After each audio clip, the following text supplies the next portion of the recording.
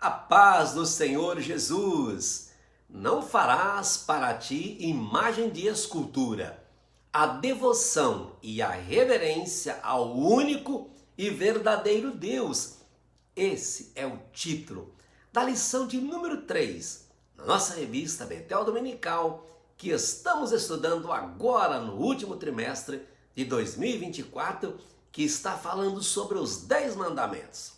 Lembra você que o link para download do plano de aula dessa lição, com as perguntas do desafio, estão aqui na descrição do vídeo e no comentário fixado, ok?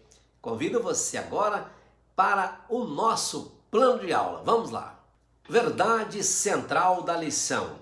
Meus irmãos, eu entendo que a essência dessa lição é que Deus proíbe qualquer tipo de idolatria, seja ela física ou mental.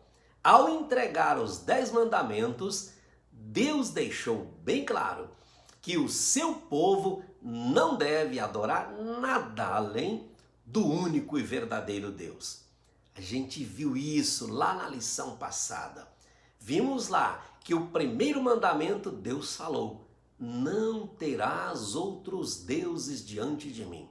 Ou seja, não existe um Deus do sol, não existe um Deus da fertilidade, não existe um Deus do amor, outro da guerra.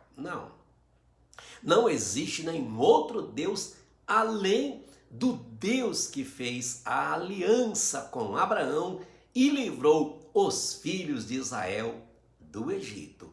Agora, no segundo mandamento, Deus proíbe que o seu povo crie imagens para adoração. Lá no texto de Deuteronômio 4, do 10 ao 19, aliás, Deuteronômio registra Moisés repassando a lei para os israelitas 40 anos depois de terem recebido os 10 mandamentos e já chegando na terra prometida. Nesse texto, Moisés explica que quando Deus desceu sobre o Monte Sinai, também chamado Monte Horebe, o Senhor falou diretamente com eles do meio do fogo, cercado por uma espessa nuvem de fumaça. Os versículos 12 e 16, na versão NVI, dizem: vocês ouviram as palavras, mas não viram forma alguma, apenas se ouvia a voz, para que não se corrompam e não façam para si um ídolo. Já na versão ARC, a Bíblia do culto, o termo registrado é escultura, semelhança de imagem. E o texto bíblico prossegue, descrevendo exemplos de coisas que, se os israelitas tivessem visto enquanto Deus falava com eles, certamente cometeriam os mesmos pecados das outras nações, ou seja, iriam fazer esculturas, criar ídolos e adorar. Adorar o quê? Figuras de homem ou de mulher, figuras de animais, sejam eles do céu, da terra ou do mar, ou ainda o próprio sol, a lua, as estrelas e todos os exércitos do céu. Deus não quer e não aceita que a gente se incline e adore as coisas que Ele criou, muito menos as coisas que a nossa própria imaginação inventa.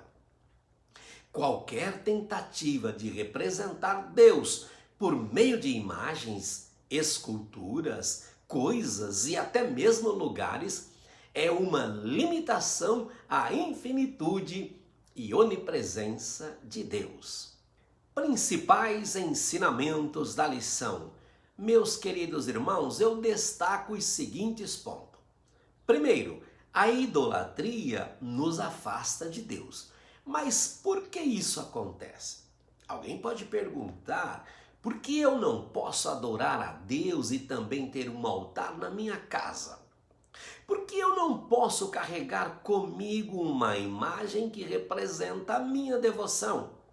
Resposta: porque isso é idolatria, simplesmente. E idolatria é colocar algo no lugar que deveria ser exclusivamente de Deus. Idolatria é tentar colocar Deus dentro de um conceito, dentro de algum objeto ou algum item. E aí, quando nos curvamos a esse objeto limitado, quando adoramos esse item frágil, esse lugar criado, montado, na verdade, nós não estamos adorando a Deus, mas aquilo que a gente acha que representa Deus. E quando alguém adora algo além do único e verdadeiro Deus, o que acontece? Acontece uma ruptura no relacionamento com o Criador e a pessoa perde a comunhão com Deus, porque ninguém pode servir a dois senhores. Outro ponto que eu anotei é que a idolatria moderna vai muito além de estátuas. Lá no passado, imagens esculpidas, pinturas e monumentos eram formas comuns e bastante óbvias de adoração. Já nos dias de hoje, estas coisas ainda existem, sim, mas também podemos adicionar ídolos como o dinheiro, o poder, a fama, o sucesso, a aceitação e tantos outros que facilmente guiam as nossas escolhas de vida. Olha, são ídolos socialmente aceitos e muitas vezes vistos por todos como símbolo de sucesso e realização, mesmo que não tenha uma estátua ou um templo construído para eles. Mas não se engane. Repito, qualquer coisa que se torne mais importante do que o próprio Deus é um falso Deus que só nos afasta do verdadeiro Deus. O que quero que meus alunos aprendam? Meus irmãos, acho muito importante ressaltar os seguintes pontos. A idolatria tem consequências espirituais para gerações futuras. O texto de Êxodo, capítulo 20, versículo 5, fala que Deus visita a maldade dos pais nos filhos, até a terceira e quarta geração daqueles que o aborrecem. Deus, meus irmãos, não está falando aqui que se vinga dos pais idólatras castigando os filhos. Misericórdia, não. Deus não pune os filhos pelos pecados dos pais. Ezequiel 18:20 deixa isso bem claro. E lá está escrito assim: a alma que pecar, essa morrerá. O filho não levará a maldade do pai, nem o pai levará a maldade do filho. A justiça do justo ficará sobre ele, o justo, e a impiedade do ímpio recairá sobre ele, o ímpio, né?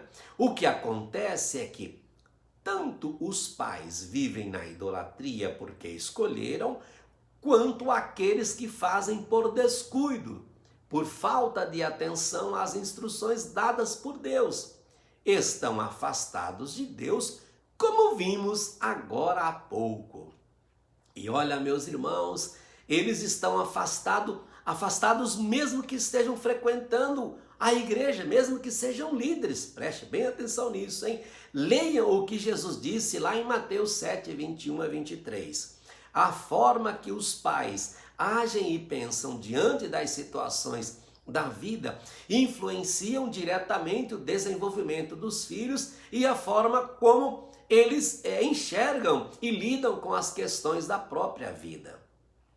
Se uma geração falha em adorar a Deus corretamente, se ela está afastada de Deus, as próximas gerações podem também sofrer as consequências. Uma vez, sem o conhecimento do verdadeiro Deus, os filhos acabam copiando os comportamentos fora dos princípios bíblicos e também se afastam de Deus, das suas bênçãos e fica sobre o julgamento divino. Pegou aí a visão? Terceiro ponto que eu trago aqui e que eu acho importante aos alunos, para os alunos entenderem, é que a humanidade tem a tendência de criar ídolos. Do ponto de vista humano, é muito fácil e lógico buscar aquilo que é visível, que é palpável, é mensurável ou controlável para adorar.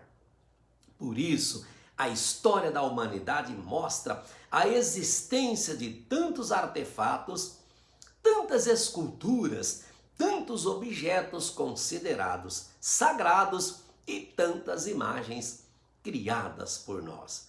A bispa Irene Ferreira, uma mulher guerreira, exemplar e muito temente a Deus, contou na sua biografia História da Minha História, que ela mesma já vivenciou a idolatria durante um período muito delicado da sua vida, quando morava na cidade de Garça, interior do estado de São Paulo. Está registrado aqui, nesse belíssimo livro, na página 102. Aqui ela nos conta que Deus falou em seu coração.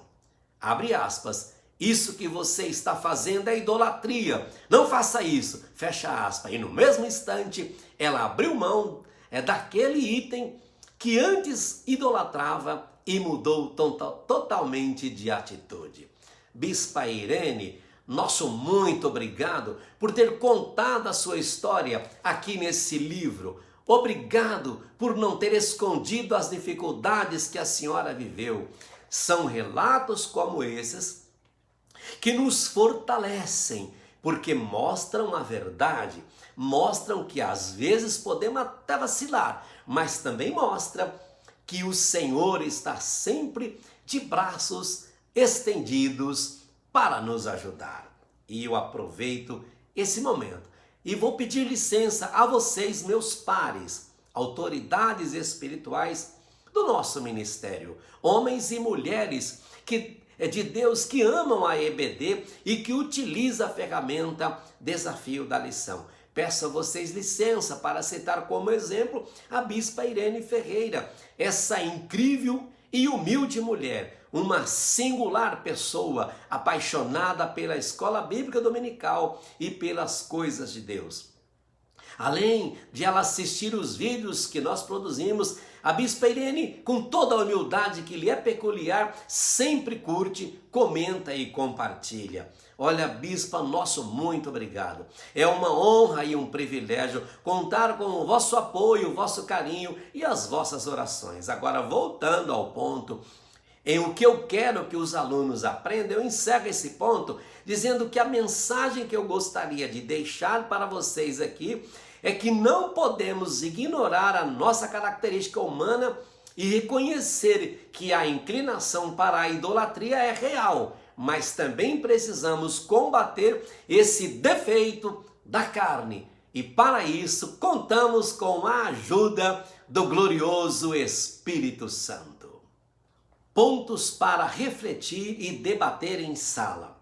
Meus irmãos, eu tenho aqui 3 sugestões de questionamentos que podem ser levantados durante a aula ou mesmo ao longo da semana. Primeiro, como a idolatria pode afetar os nossos relacionamentos e nossa vida espiritual? Segundo, por que o ser humano tem tanta necessidade de criar representações do sagrado? E terceiro, quais práticas cotidianas podem ser consideradas idolatria? Aplicações práticas para o aluno. Meus irmãos, finalizando aqui, estão as minhas sugestões de como os alunos podem colocar em prática o que aprenderam na presente lição. Primeiro rejeitar a influência dos ídolos atuais.